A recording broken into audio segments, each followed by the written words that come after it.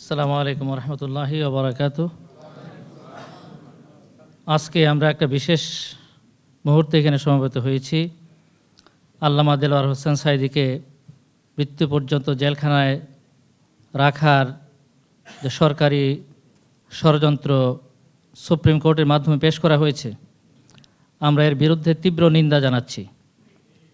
এটা না কোনো আইনি রায়, এটা সম্পূর্ণ রাজনৈতিকভাবে আওয়ামী লীগের রাজনৈতিক এজেন্ডা বাস্তবায়নের জন্যে আল্লামা দেলোয়ার হোসেন সাঈদীকে জেলে পুরে রাখা এই সরকারের ইচ্ছা ছিল এবং সেটাই বাস্তবায়িত হয়েছে। ভাইরা আমার, আপনারা জানেন যে কোরআন যখন নাজিল হয়েছিল তখন থেকেই কোরআনের বিরুদ্ধে ষড়যন্ত্র শুরু হয়েছিল এবং বিভিন্নভাবে এই কোরআনকে চ্যালেঞ্জ করার চেষ্টা করা হয়েছে। সেজন্য আল্লাহ রাব্বুল আলামিন কোরআন মজিদের শুরুতে চ্যালেঞ্জ দিয়েছেন, যালিকাল কিতাবু লা রাইবা ফিহ, এই কিতাব তার মধ্যে কোনো সন্দেহ নাই। এবং এরপরে তিনি আরও চ্যালেঞ্জ দিয়েছেন, ইন কুনতুম ফি রাইবিম মিম্মা নাযালনা আলা আবদিনা ফাতু বিসূরাতিম মিন মিসলিহি ওয়াদউ শুহাদাআকুম মিন দুনিল্লাহ ইন কুনতুম সাদিকিন। এই কিতাবের মধ্যে যদি তোমাদের কোনো সন্দেহ থাকে তাহলে এর মতো আরেকটা সূরা তোমরা বানিয়ে নিয়ে আসো, এবং শুধু তোমরা না, তোমাদের সহযাত্রী নেতা সর্দার যারা আছে সবাইকে নিয়ে এসে তোমরা চেষ্টা করে দেখো। আল্লাহ বলেন যে তোমরা কখনো পারবে না। তো ঠিক সাঈদী সাহেব কোরআনের বাণী প্রচার করে গেছেন, কোরআনের বাণী মানুষের হৃদয়ের মধ্যে তিনি পৌঁছে দিয়ে গেছেন। আমার জীবনের অভিজ্ঞতায় এরকম সাবলীল প্রাঞ্জল ভাষায় গ্রামের একজন অজ্ঞ মূর্খ মানুষ থেকে শুরু করে বিশ্ববিদ্যালয়ের শিক্ষক পর্যন্ত উপযুক্ত করে কোরআনকে পেশ করার মতো মানুষ আমি আর দেখি নাই। এবং এইভাবে মানুষ সাঈদী সাহেবের তাফসীর শুনে দিনের পথে মানুষ যেভাবে আসা শুরু হয়েছিল, এটা বাতিলদের জন্য একটা বড় আতঙ্ক ছিল। তাই তারা এটাকে চ্যালেঞ্জ হিসেবে গ্রহণ করেছে। কোরআনে আল্লাহ বলেছেন, ওয়াকালাল্লাযীনা কাফারু লা তাসমাউ লিহাযাল কুরআন ওয়ালগাউ ফীহি। কাফেররা বলেছে যে তোমরা এই কোরআনকে শুনবে না। তারা তাদের সঙ্গী সাথীদের মধ্যে এলান করে দিয়েছে কোরআনকে শুনবে না।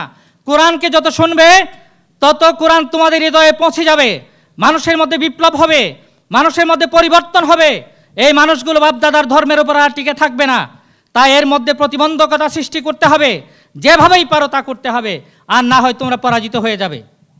আমরা সাঈদী সাহেবের বিরুদ্ধে যে সরকার যে অপচেষ্টা করেছে আমরা সেটাই বাস্তবায়িত হতে দেখেছি। সেখানে যে কোরআনকে যদি সাঈদীকে প্রচার করতে দেওয়া হয়, কোরআনের তাফসীর যদি এইভাবে সাবলীলভাবে করতে দেওয়া হয়, মানুষের হৃদয়ের মধ্যে কোরআন পৌঁছে যাবে আর মানুষের হৃদয়ের মধ্যে বিপ্লব ঘটে যাবে।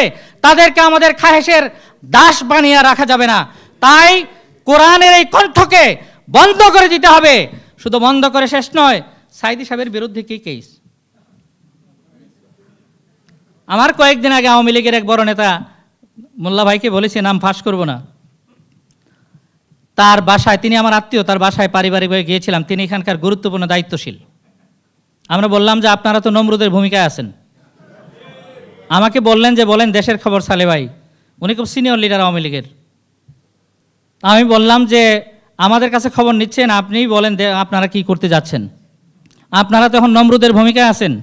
নমরুদ ইব্রাহিম আলাইহিস সালামকে বলেছিল যে আমিও কিন্তু মারি এবং জিন্দা করতে পারি।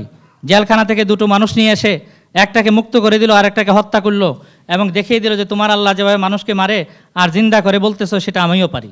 নাউজুবিল্লাহ মিন যালিক। আপনারা আজকে সেই ভূমিকা অবতীর্ণ হয়েছেন। কখন কাকে ধরবেন আর ফাঁসিতে ঝোলাবেন আর কোন খনি লুটেরাকে আপনারা ছেড়ে দিবেন সেটা আপনাদের ইচ্ছার উপর নির্ভর করছে। এইভাবে আপনারা দেশ চালাচ্ছেন। দেশে আজকে একটা তাণ্ডবের মধ্য দিয়ে চলছে। ভাইরা আমার, এই দিন বেশি দিন টিকবে না। ফেরাউন নমরুদেরা টিকে নাই, সাদ্দাত হামানরা, আবুল আহাব আবু জাহেলরা টিকে নাই, আর শেখ হাসিনা এবং তার দোসরেরাও টিকবে না। মাত্র কয়েকদিন পর্যন্ত আল্লাহর পক্ষ থেকে আমাদের জন্য পরীক্ষা এসেছে। সেই পরীক্ষা আমাদেরকে পাশ করতে হবে, সেই পরীক্ষা আমাদেরকে দিতে হবে। সাঈদী সাহেব সেই পরীক্ষা দিচ্ছেন, গোলাম আজম সাহেব সেই পরীক্ষা দিচ্ছেন, নিজামী সাহেব সেই পরীক্ষায় অবতীর্ণ হয়েছেন, তার সঙ্গী সাথীরা সারা দেশে সেই পরীক্ষার নজরানা পেশ করছে। ইসলামী আন্দোলন কিয়ামত পর্যন্ত থাকবে। জীবনের বিনিময়ে, রক্তের বিনিময়ে দ্বীন ইসলাম বাংলাদেশে কায়েম হবে ইনশাআল্লাহ। আমরা আশা করছি এই অন্যায় বেশি দিন থাকবে না। সাঈদী সাহেব জেলের ভিতরে বেশি দিন থাকবেন না। আমি বলেছিলাম যারা ষড়যন্ত্রকারী ভাইয়ের আমার, শেখ সাহেব আজীবন বাংলাদেশের প্রধানমন্ত্রী রাষ্ট্রপতি হওয়ার জন্য তিনি স্বপ্ন দেখেছিলেন, তিনি থাকতে পারেন নাই।